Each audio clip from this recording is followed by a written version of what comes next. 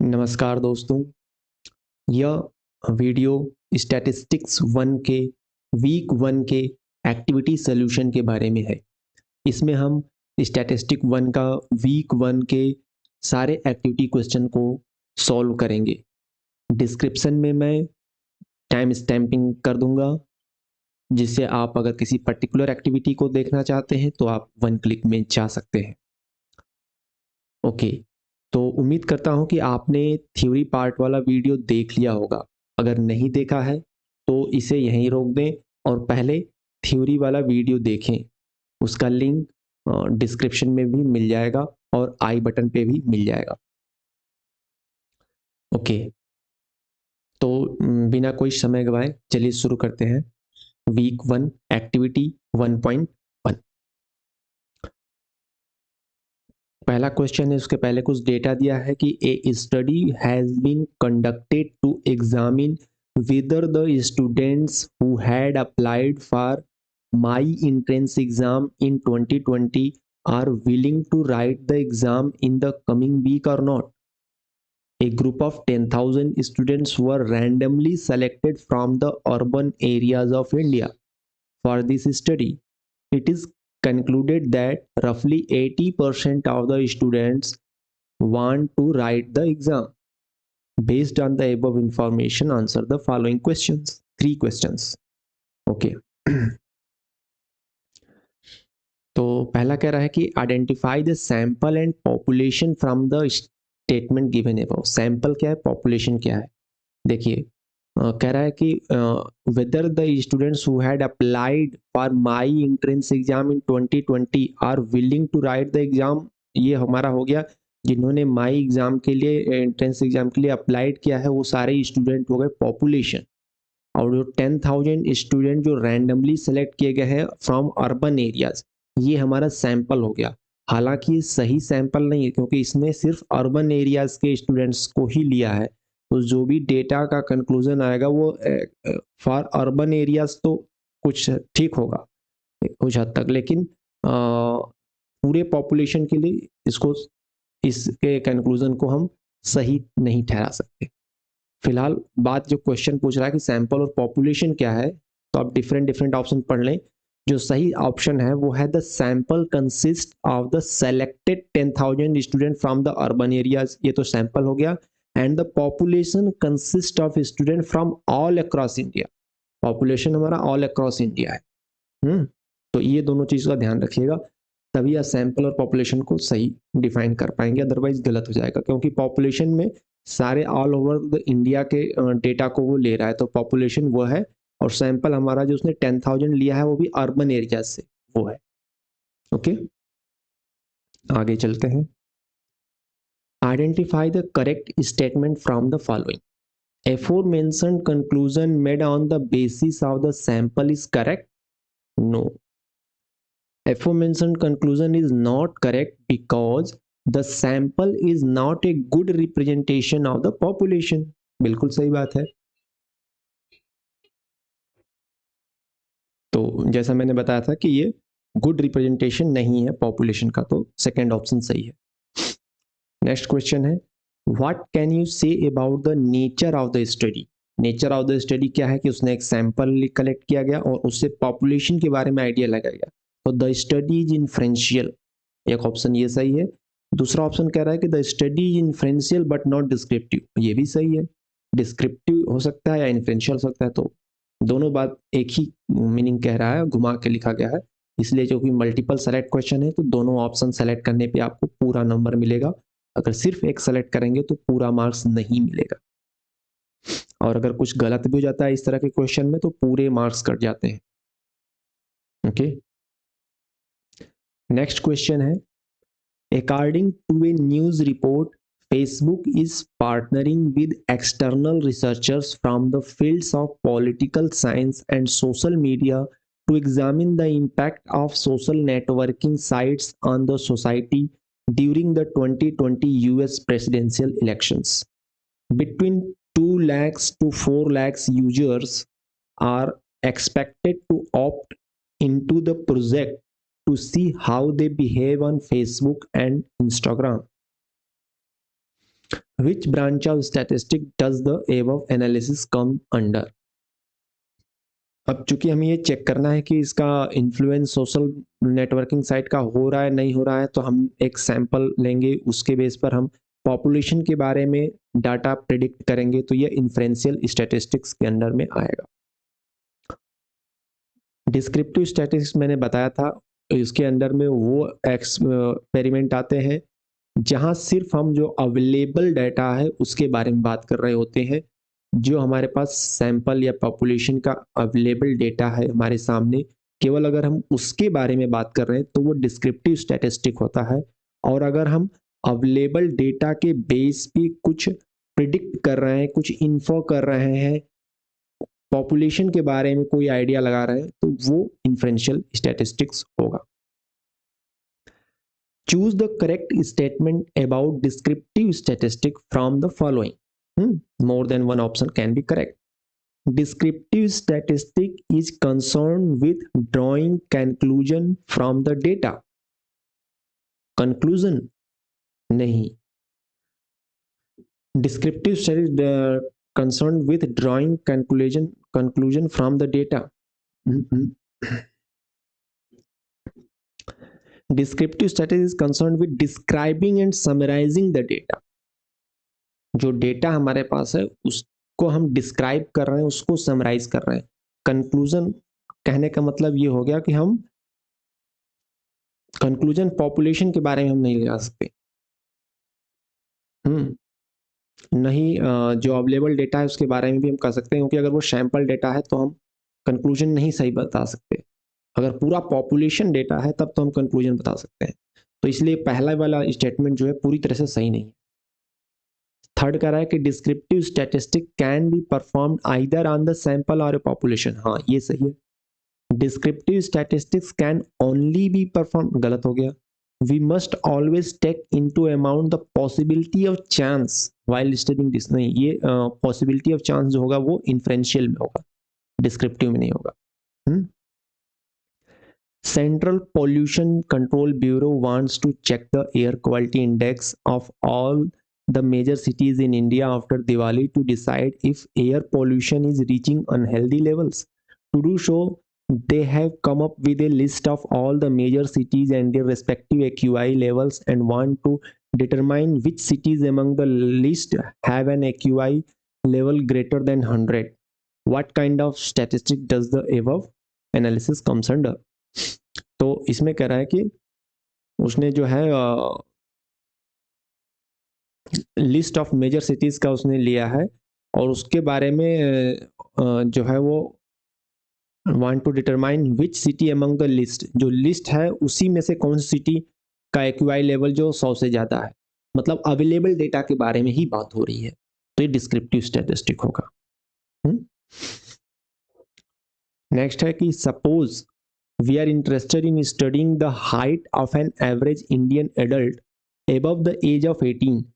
Due to practical constraints, it is not possible to collect the data for the whole country. So we decide to choose a sample of 10,000 people. Which of the following choices for his sample do you think is the most representative of the population? तो population का जो सही representation होगा वो न तो कर्नाटका वाला सही है, न साउथ इंडिया का सही है, बल्कि वो each part of India, northern, southern, eastern, western and middle part, सारे पार्ट से जो होगा सैंपल वो सही पॉपुलेशन का रिप्रेजेंटेशन होगा। सही सैंपल ये है, ठीक है, तो ऑप्शन सी सही है। नेक्स्ट चलते हैं। Which one of the following statement best describes the difference between population and sample? Sample is the entire group, तो यही गलत हो गया। Sample and population are synonyms, गलत। Population is the entire group while sample is a subset of population which is used to describe the parameters of the population, ये सही है। Population is all members of an organization while sample is the members of organization who volunteer to participate in the study। volunteer वाला चीज गलत है, volunteer नहीं सही है। Parameter, describe the parameter of the population, ये सही है। क्वेश्चन 9 है, according to the International Cricket Council, a test cricket ball when new should not weigh more than 163 grams. The manufacturer of a Duke cricket ball suspected that the average weight of their product is more than 163 grams. To confirm this, 100 Duke cricket balls were selected. Based on this, choose the correct option. Population is all cricket ball. नहीं. Population is all Duke cricket ball and sample is 100 cricket ball. नहीं. Population is all Duke cricket ball and sample is 100 Duke cricket ball. ये सही है. This option is correct. The population is all Duke cricket ball, sample is all Duke cricket ball. नहीं, ये गलत. Okay, next है कि a director of an engineering institute wants to evaluate the performance of a student of all years and all departments in the institute. He randomly select performance report of 50 students from the first year computer science batch. Based on this, choose the correct option. Sample chosen is correct. नहीं, इन्होंने इनको करना है कि student of all years and all department. और sample क्या लिया है? He randomly select the performance report of 50 students from the first year computer science. Sample chosen is correct. नहीं, sample chosen is wrong, or as it is not a good representative of a entire population. हाँ, last option सही है. Next चलते हैं.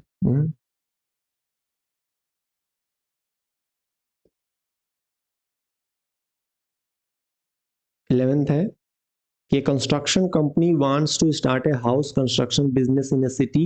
Since there is a large number of houses, the company collects a sample of houses from the city and uses the properties of the sample to study house prices in the city.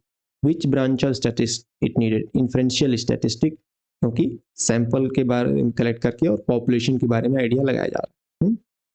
Next, an online opinion poll was conducted by a film reviewing website to rank Indian films from the 2000s. Among the 1,000 films in the list, Bhag Milkha Bhag received the maximum number of votes, followed by Three Idiot and Swades respectively. Which branch of statistics? Descriptive होगा, क्योंकि जो film के नाम provide किए गए उसमें voting कराई गई, तो उस जितना वोट आया, जो डेटा मिला, उस डेटा में सबसे टॉप पे थी भाग मिल्खा भाग, फिर थ्री इडियट और स्वदेश. तो ये अवेलेबल डेटा के बारे में ही बात हो रही है, तो ये डिस्क्रिप्टिव स्टैटिस्टिक है. तो यहाँ पे एक्टिविटी 1.1 खत्म होता है. अब हम सॉल्व करेंगे एक्टिविटी 1.2. पहला क्वेश्चन कह रहा है कि which of the following statement are true about structured data in a spreadsheet? Each observation must have its own row.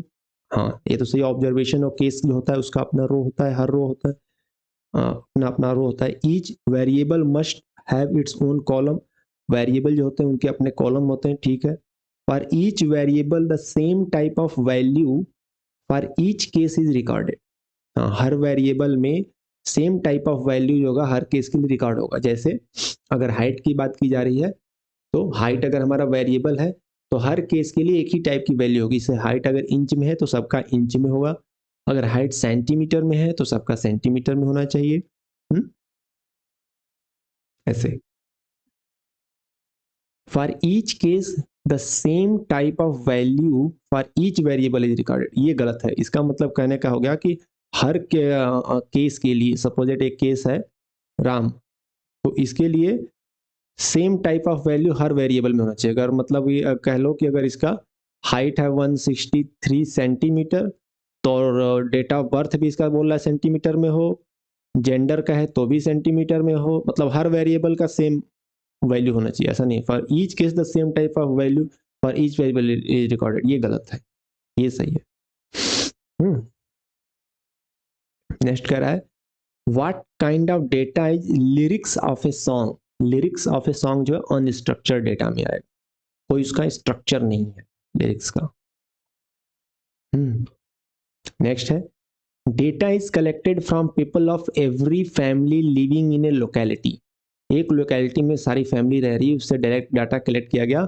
The collected information is first name, second name, income, height, weight, blood group, house address, locality. Which among the following collected data is not a variable. देखिए first name भी change होगा, second name भी variable है, change होगा, income, height, weight, blood group, house address सब changeable है। अब चूंकि सेम लोकेलिटी के डेटा है तो इसलिए लोकेलिटी जो है वो चेंज नहीं होगी क्योंकि सबकी लोकेलिटी एक ही होगी, तो यह हमारा जो है वेरिएबल नहीं है। नेक्स्ट करा है कि the value of temperature and relative humidity of a room are measured for 24 hours starting at 9 AM at interval of 30 minutes. What are the cases and variable for the data. Cases जो है हमारे 9 AM 9:30 ये हो गए, variable हो गया हमारा temperature और रिलेटिव ह्यूमिडिटी जो कि बार बार चेंज हो रहा है। ठीक है, 9 AM 9:30 ये are cases and time, temperature and relative humidity are variable. देखिए टाइम भी हमारा वेरिएबल है, जब हम टाइम की बात कर रहे हैं तो ये हमारा वेरिएबल है, टेम्परेचर हमारा वेरिएबल है, रिलेटिव ह्यूमिडिटी हमारा वेरिएबल है, लेकिन 9 AM 9:30 10 AM ये हमारा केस है क्योंकि 9 AM के लिए एक सिंगल रो है, 9:30 AM के लिए एक सिंगल रो है, तो ये हमारा केस है।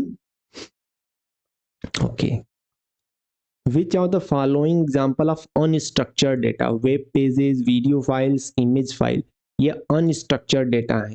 फोन नंबर अनस्ट्रक्चर्ड नहीं है, ईमेल एड्रेस भी अनस्ट्रक्चर्ड नहीं, ये सब जिसमें कुछ कंफर्म नहीं है क्या हो सकता है, इसलिए वो unstructured. which of the following statement is a true, all the structured data have units, जरूरी नहीं है कि सभी स्ट्रक्चर्ड डेटा की यूनिट्स हो, जैसे फोन नंबर की कोई यूनिट नहीं है, ईमेल एड्रेस की कोई यूनिट नहीं है। Comments in a social media platform are structured? No, unstructured. Unstructured data cannot be used directly to perform statistical analysis. ये सही है। Mathematical operation can be performed on unstructured data. गलत है। In a survey, art students are asked to mention their favorite artist and the amount of time they spend in painting outside the classroom. The data collected are given. Okay, करें is the data given structure या unstructured है, ये structure data है क्योंकि तो इसमें नाम लिखा है, जेंडर है, फेवरेट आर्टिस्ट है, अमाउंट ऑफ टाइम जो है, ये सारी चीजें दी हुई स्ट्रक्चर डेटा है। Identify the variable and observation from the data set. क्या है वेरिएबल और ऑब्जर्वेशन, देखिए वेरिएबल में नेम है, जेंडर है, फेवरेट आर्टिस्ट है, अमाउंट ऑफ टाइम है, ये वेरिएबल्स है। ओके, ऑब्जर्वेशन में है डेविड, लाना, रिया, आकाश, कबीर, ये ऑब्जर्वेशन। आइए देखते हैं। Name is an observation, name, gender, amount of time and favourite artist are variable, student and name are variable, each student is an observation. ये है सही। Choose the correct statement from the following.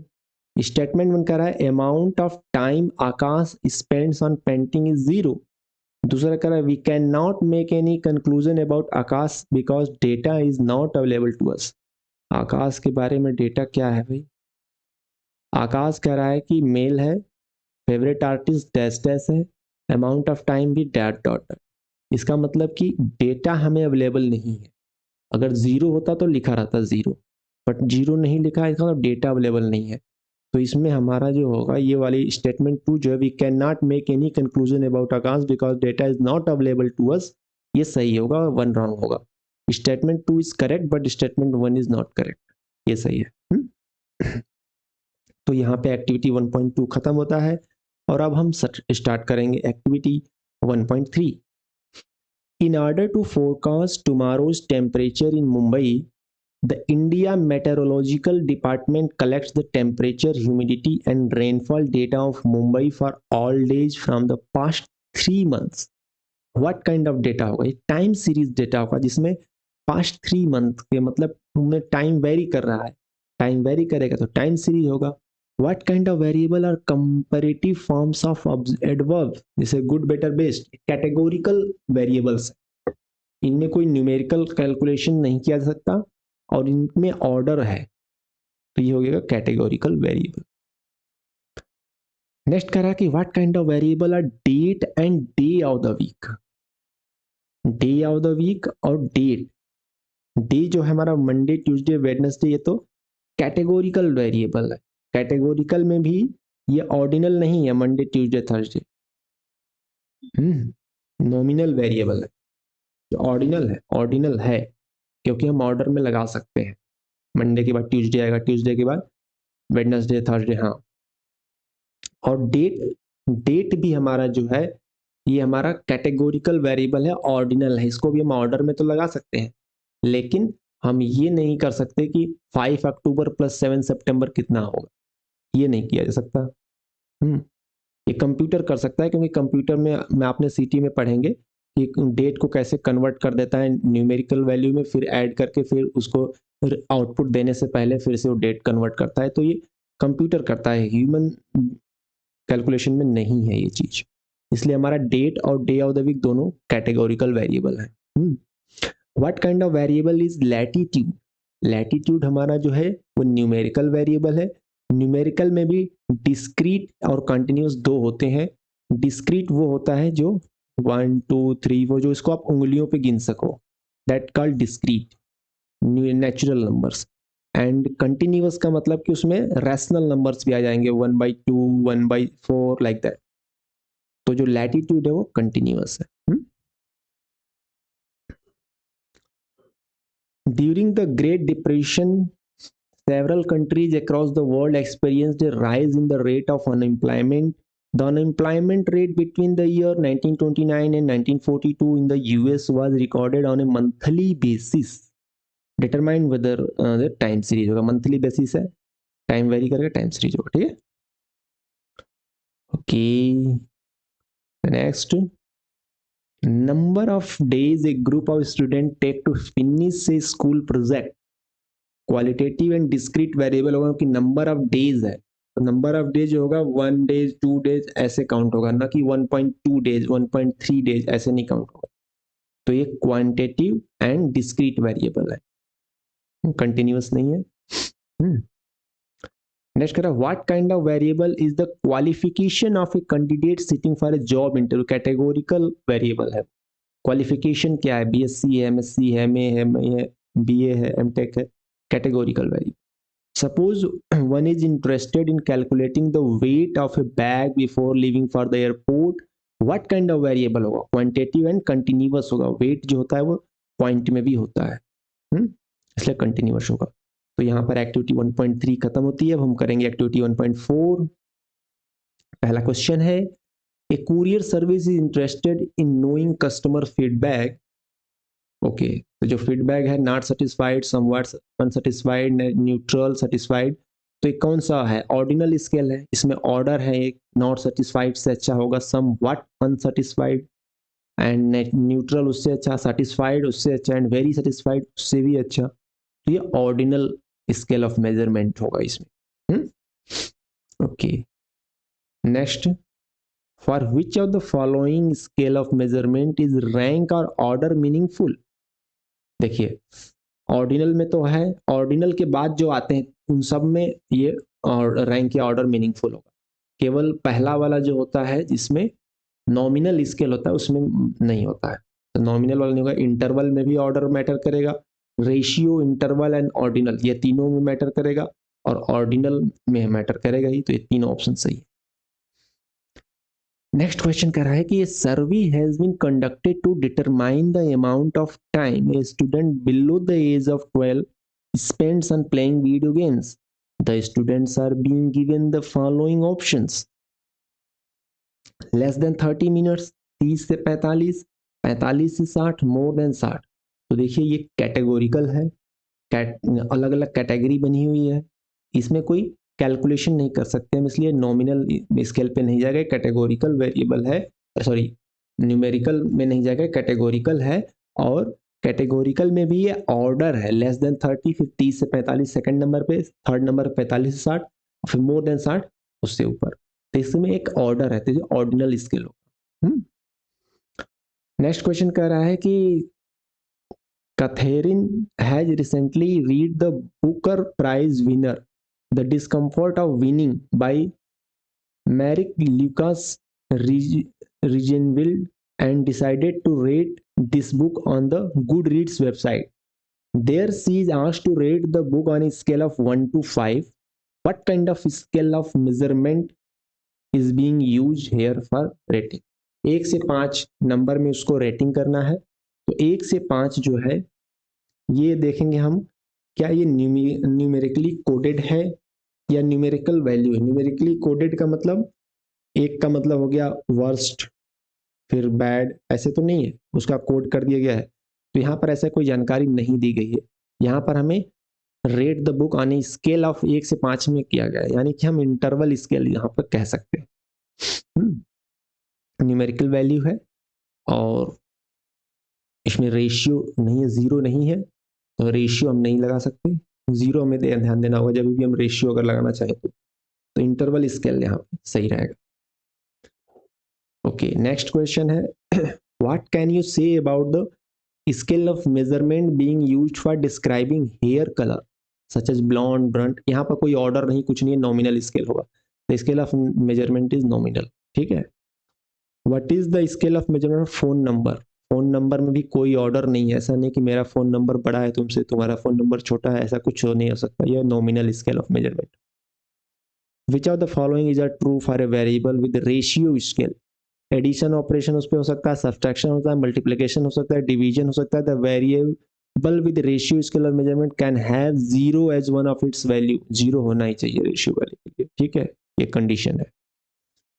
Next है if addition subtraction can be perform on a variable then the scale of measurement क्या होगा। Addition subtraction हो सकता है तो रेडियो हो सकता है, सॉरी रेडियो नहीं, रेशियो हो सकता है और इंटरवल हो सकता है, ये दो हो सकते हैं। ओके, तो यहाँ पर ये एक्टिविटी 1.4 खत्म होता है। थैंक यू यहाँ तक बने रहने के लिए। अब वीक 1 इस तरीके से कंप्लीट हो गया। अब हम नेक्स्ट वीक 2 जल्द से जल्द आएंगे, इसलिए आप वीडियो को लोगों से शेयर करें और लाइक करें और कमेंट करें, तो वीक 2 जल्दी आएगा। Thank you.